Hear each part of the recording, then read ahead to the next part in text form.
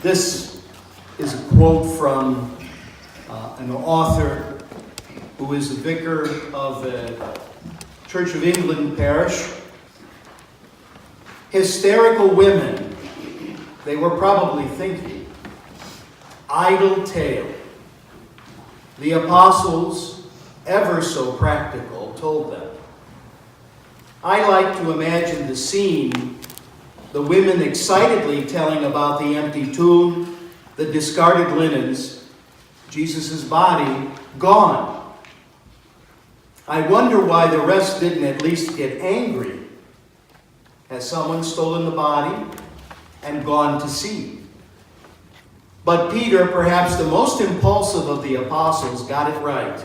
He ran to the tomb. He saw and was amazed. Bless him, he might not have done anything at that point, but at least he acted. Did Jesus' words begin to click into place for him? I wonder what he said to the others when he got back to the upper room. How did the women feel? To be honest, I'd have been a bit put out, being told our tale was idle. But those women might have been used to that response. Was it all they deserved as women? In many ways, not much has changed. But like the two travelers on the road to Emmaus, I bet their hearts burned within them, burned with the mystery of it, the delicate but desperate hope that he was alive, the joy. Did they dare express that hope, that joy, that hunger to know? I hope they did. I hope that even if the rest dismissed their experience, the women went into the brilliant sun and danced and maybe sang and whispered to each other the deepest desire of their collective hearts, that Jesus was alive, that something miraculous had happened. Wouldn't it be wonderful if we could lead our congregations out of the confines of the church on Easter Day to dance in the brilliance of our hope, our joy, and sing out the deepest desires of our collective hearts? That our God is alive, alive in each and every one of us. There are enough people today who look at what we Christians are saying or doing, and who would say, so what? Why should they believe what we say, that Jesus is risen? Many times they're in the same position of even the apostles were. They thought that the women were just being women because they didn't have all the facts. How many people want to know? They want demonstrable evidence that Jesus is risen from the dead. If they're going to believe this most fantastic story that has ever been told. They don't even care about the other biblical statements about how he was seen alive by this many people and how he appeared to this one and to that one after the events. Because for them, it's all the same. It's just written to reinforce a story that some clever people made up in all these centuries have maintained. So the truth of the resurrection is ultimately a matter of faith. But it's when people meet us who profess this faith that they either can see that maybe there is something to it after all, or it's just an idle tale. If we are those who believe in the resurrection of Christ from the dead, then our lives will show it. They'll show it by us not being hopeless people. We have plenty of things that weigh us down that can bother us, that can perplex us, that make us angry, that frustrate us, and remind us ultimately that we're not in charge of the world. Just this morning, I heard that in Sri Lanka, there have been 3 church bombings, and many people have been killed in those bombings. It's Easter Sunday. So people took advantage of the opportunity to create some terror by knowing that people would be thronging churches today. That evil is there. And who knows how many other places it'll be replicated today because of the desire, that incessant desire on the part of some to force their point on somebody else by beating them down, by killing off as many as possible. But yet, we who profess faith in Jesus Christ crucified and risen keep coming back. And that's one sign of the resurrection. It's not a sign that we're stubborn or that we don't know any better. We know quite well what the world is like. We know quite well what it throws at us. We know quite well what it is to suffer, to struggle, to doubt. But we also know by faith that that isn't all there is to the story. That that's not all there is to our lives.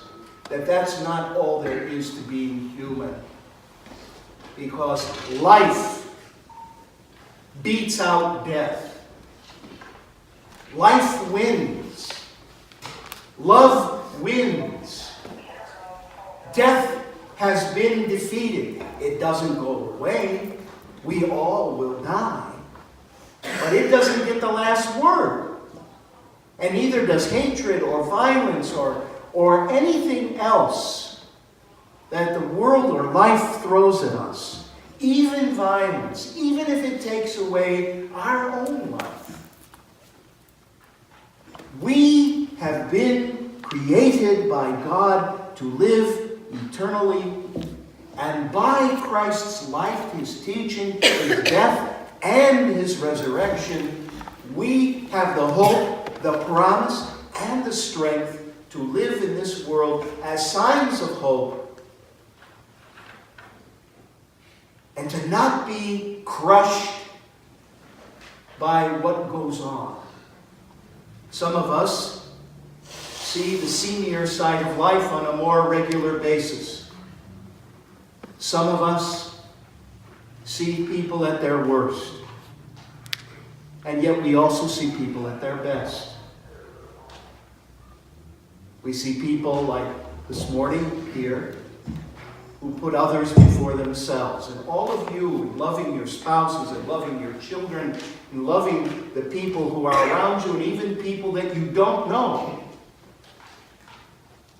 You and I together, all of us, give witness that what Jesus taught, what Jesus did, was vindicated, was proven to be true because of who has come to believe.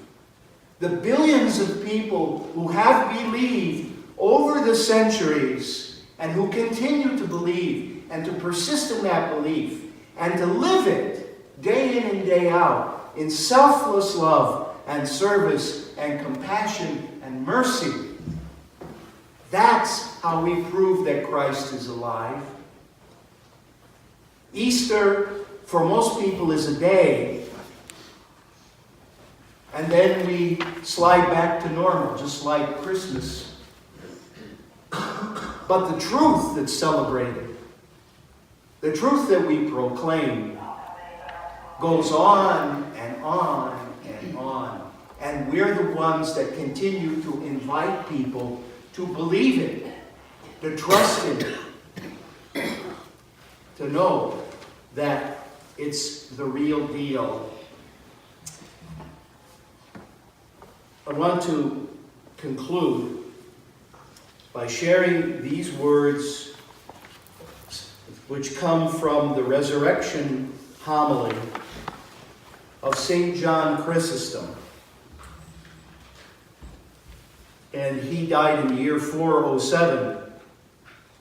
Our Orthodox brothers and sisters hear this every year at the conclusion of their Easter liturgy, and so I share this with you. Come, you all, enter into the joy of your Lord. You the first and you the last, receive alike your reward. You rich and you poor dance together. You sober and you weakling celebrate the day. You who have kept the fast and you who have not, rejoice today. The table is richly loaded. Enjoy its royal banquet. The calf is a fatted one. Let no one go away hungry. All of you enjoy the banquet of faith. All of you receive the riches of his goodness. Let no one weep over his sins, for pardon has shone from the grave. Let no one fear death, for the death of our Savior has set us free. He has destroyed it by enduring it. He has despoiled Hades by going down into its kingdom. He has angered it by allowing it to taste of his flesh. When Isaiah foresaw all this, he cried out, O Hades, you have been angered by encountering him in the netherworld. Hades is angered because frustrated. It is angered because it has been mocked. It is angered because it has been destroyed. It is angered because it has been reduced to naught.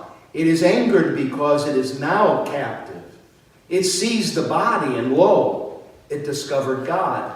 It seized earth, and behold, it encountered heaven. It seized the visible, and was overcome by the invisible.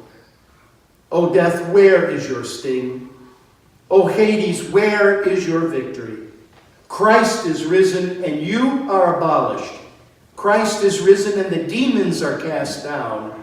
Christ is risen, and the angels rejoice. Christ is risen, and life is freed. Christ is risen, and the tomb is emptied of the dead. For Christ, being risen from the dead, has become the leader and reviver of those who had fallen asleep. To him be glory and power forever and ever. Amen.